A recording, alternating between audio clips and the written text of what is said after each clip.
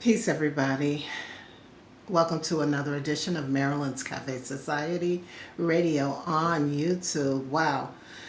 I tell you, I'm getting this posted late. I have been exhausted lately. And of course, this is the Saturday, June 7th, year 2020 edition of the show. Again, it's posted late, so my apologies to you. Well, it's been quite a week, right? We've all been just hypnotized with all that's been happening here in the country with the protests and even the riots and so forth and so on. And, the country slowly beginning to open back up. And I did get out and about and I observed, some people are out, so a lot of the restaurants are now have outdoor dining in place. So as I moved around, I did see, you know, not a lot of people, but a significant number of people and families out living life, enjoying dining out and being able to just go more places. There's more options available for people to experience again, right? So, but I just,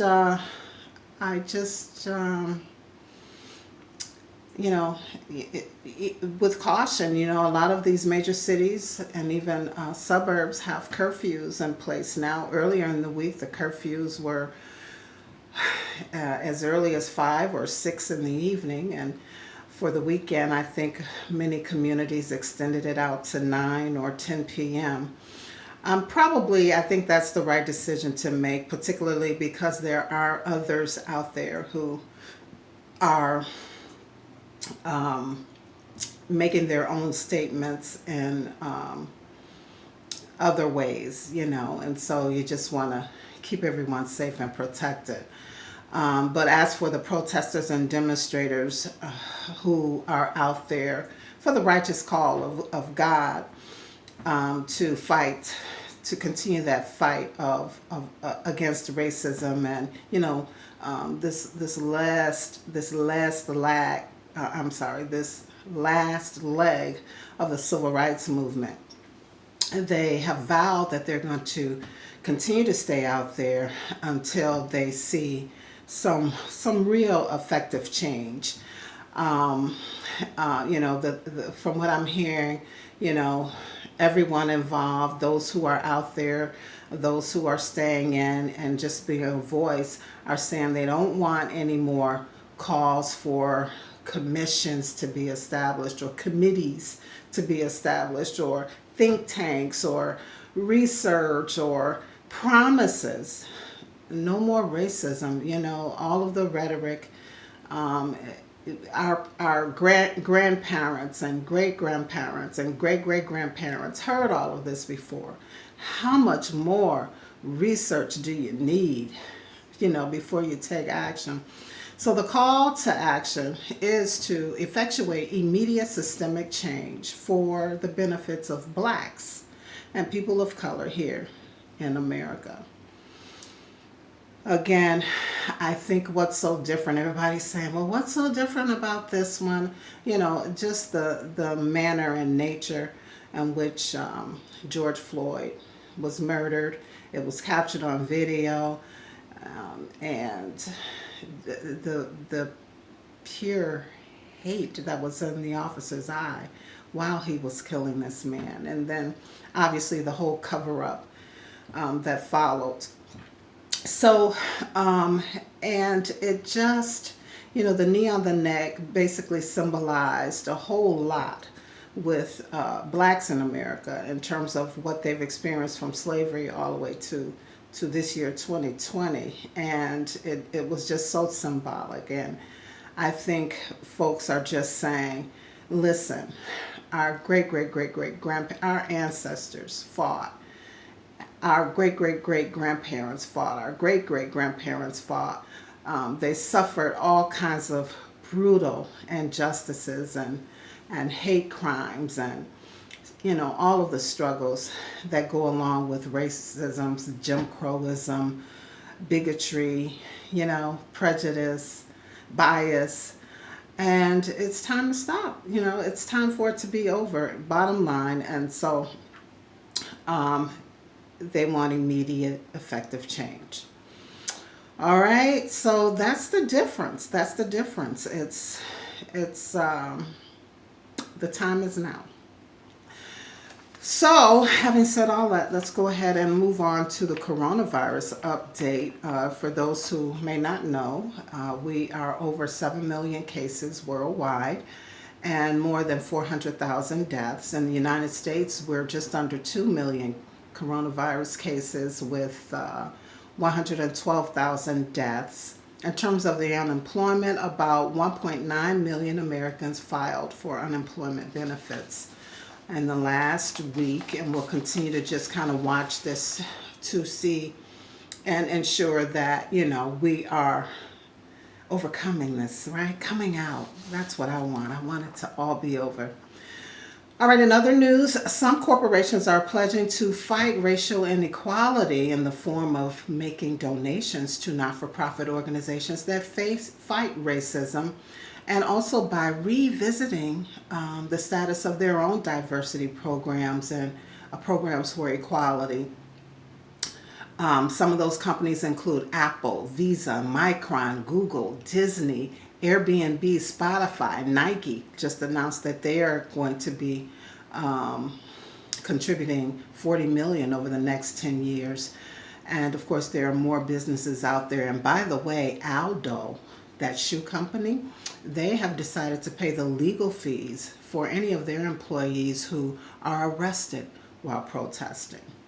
Now, I just have one question about the donation part, though, and maybe because of a special that I saw either on 60 Minutes or 2020 some years ago, maybe 15 years ago, 13 years ago, where they went in and did some investigations on how the donation money that a lot of these not-for-profits get, how it's dispersed within the organization, and half or less actually going to the work of what the organization was established for.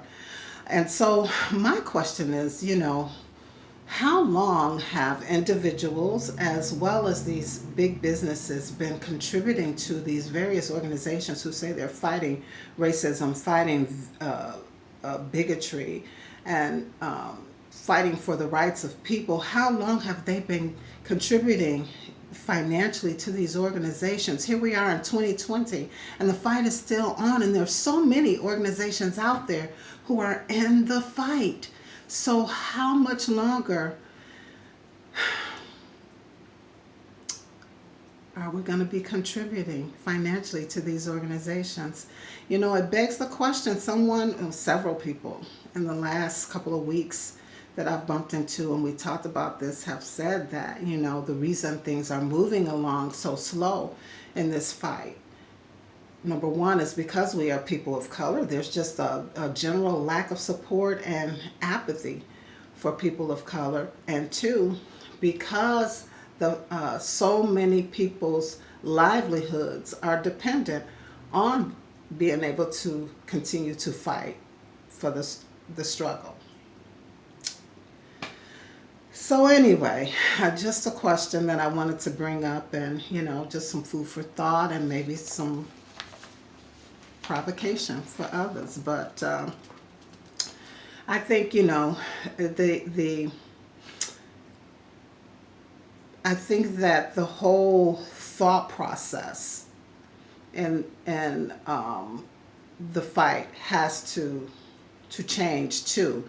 If organizations and people whose livelihoods are based on the unfortunate circumstances that blacks in America happen to be in, if they rethink things, when the real systemic change starts to happen, if they rethink things and say, okay, so now let's shift let's begin to slowly shift the purpose of my organization, right?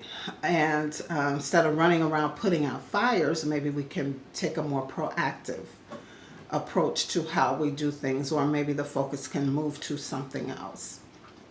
Just some thoughts that I'm throwing out there. All right, let's continue on with some of these other news stories. Sadly, price gouging is still happening, everyone. Price increases of over 20% or more is considered price gouging, particularly when compared to similar products. Now, I've seen it, and I know some of you guys have noticed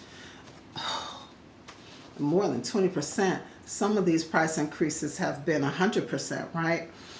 So when you notice that, here's what you're supposed to do. You're supposed to get the name of the store and or vendor along with their address. Mark the day and time that you noticed it. Get the product details like the brand, the name of the product, the type of product, the size of the product, the price, and take a picture of it if you can. And submit it all to your state's attorney general. And you can just Google that to get your state's attorney general contact information. They all have emails listed and or phone numbers and mailing addresses. And just send that to them, and with a note saying that, you know, this particular product is 20% more than the other product, or, you know, I noticed 3 months ago it was $2 and now it's $10. Bring it to their attention, and they are supposed to be on alert and ready to deal with it. Okay? All right. So let's take a quick look at the stock market before we close out. It's going to be a short show today because, like I said, it's late. I'm exhausted.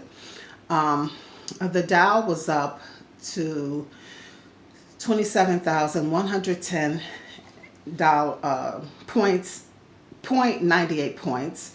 The S&P 500 was up 3,193.93 points. The NASDAQ was up 9,814.808 points. Gold was down $44.40 to $1,683, and oil was down $2.14 to $39.54 per barrel.